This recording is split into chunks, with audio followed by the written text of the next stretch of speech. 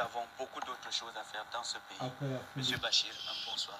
Merci bien, maître Janvier Momo. Et le dernier invité n'est pas des moindres. Il s'agit de vous, Bertrand Tachinda. Bonsoir, bienvenue au débat panafricain. Merci Bachir de m'avoir invité au milieu de mes très chers aînés. Bonsoir Monsieur Ndom, grand frère Kounié, Célestin Djamen, maître Janvier Momo, Ibrahim Moussa Youssouf, ça faisait un bout de temps. Bonsoir Ibrahim Moussa Youssouf. Bonsoir à la communauté tchadienne, au patriarche Haïssi, à tous ceux qui nous regardent, Bachir. Bachir, donnez-moi juste 2 minutes, effectivement, pour parler d'une actualité, en fait, qui nous revient. Vous savez, la Côte d'Ivoire nous intéresse beaucoup.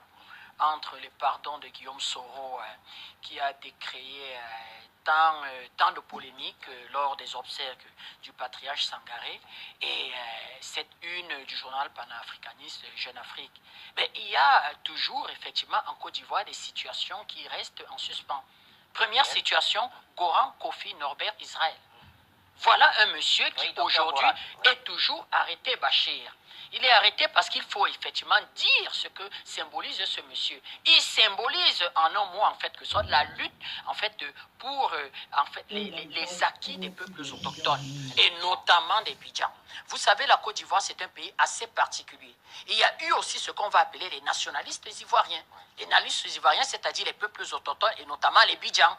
Et la France, après la Deuxième Guerre mondiale, va s'attaquer à ce nationalisme ivoirien en s'appuyant sur une certaine élite, notamment Houphouët-Boigny, qui a pourtant utilisé en fait ces Bidjans pour asseoir le PDCI-RDA et avoir une certaine envergure politique, être même nommé ministre en France, appartenir à l'Assemblée nationale en France, mais plus tard, il va curieusement faire un détour et s'aligner sur les positions françaises. Ce monsieur Goran Kofi Norbert Israël, informaticien, pasteur à 7 ans libre, est arrêté depuis un certain temps.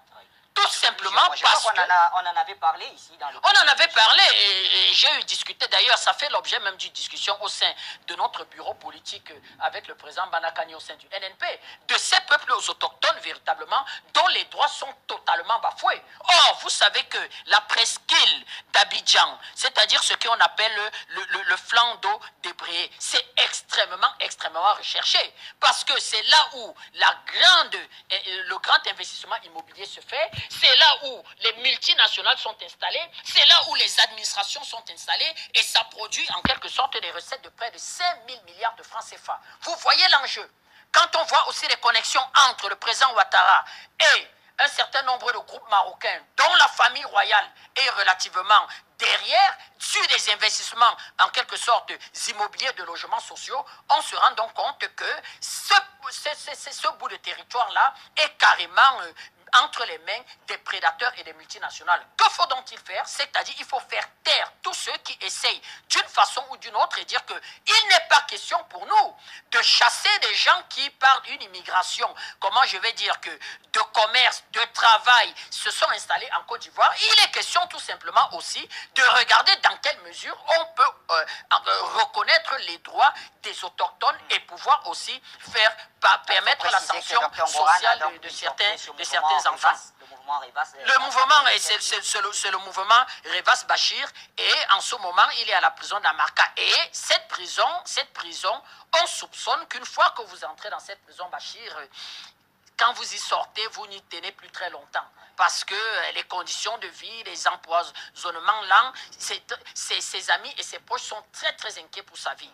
Monsieur Guillaume Soro, partisan aujourd'hui de la paix et du pardon, grand membre influent du RDR. Voilà des questions essentielles. Et en même temps, la question de la terre, des origines des uns et des autres. Vous savez que le peuple ivoirien n'a jamais eu de peuple djoula sur la soixantaine des ethnies. Ce sont en quelque sorte des commerçants, amis, voisins de la Côte d'Ivoire qui, par vagues d'immigration successives, se sont installés en Côte d'Ivoire, ont produit des enfants de première et deuxième génération que les Ivoiriens ont désigné les djoula.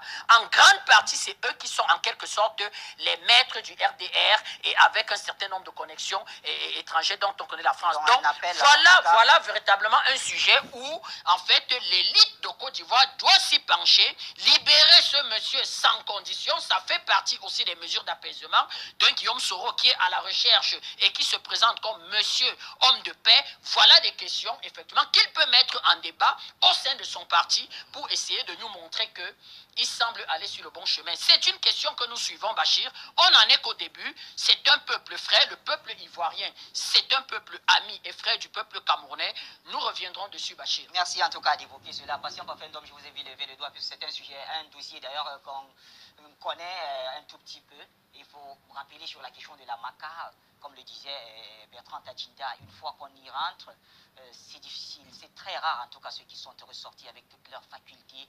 On en sait quelque chose de cet ami, comment il s'appelle, Samba David déjà. Je pense que le cas de Samba David est révélateur de ce mouroir, n'est-ce pas, qu'on appelle la MACA. Et je pense qu'il y a des instructions fermes qui sont données pour éliminer un certain nombre de personnalités sitôt qui se retrouvent dans cet angle. Donc, pour revenir à la question des Bidjan, je crois que nous avons l'un des représentants des Bidjan sur notre plateau. Tout à fait, Salomon Aouré, qu'on avait reçu tout à fait. Donc, on profite d'ailleurs pour lui adresser nos salutations. Et il nous suit. Hein. Voilà, donc, cher frère Salomon. Mais c'est pour dire aussi que ça pose la problématique des questions, souvent qui sont éludées même dans les pays où on pense que ça ne se pose pas. Le droit des minorités dans une république est reconnu par les Nations Unies. Ce sont des droits qui sont vraiment indéniables. On ne peut pas continuer aujourd'hui en plein 21e siècle, faire fi de ces réalités-là.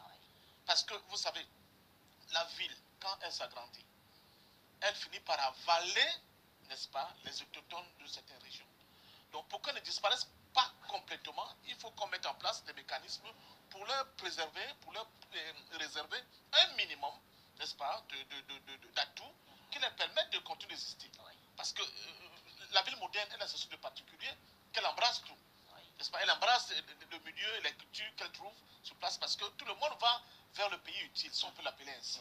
Donc c'est tout à fait compréhensible que les Bijanais se trouvent aujourd'hui dans une situation de détresse, j'allais dire pratiquement de génocide culturel.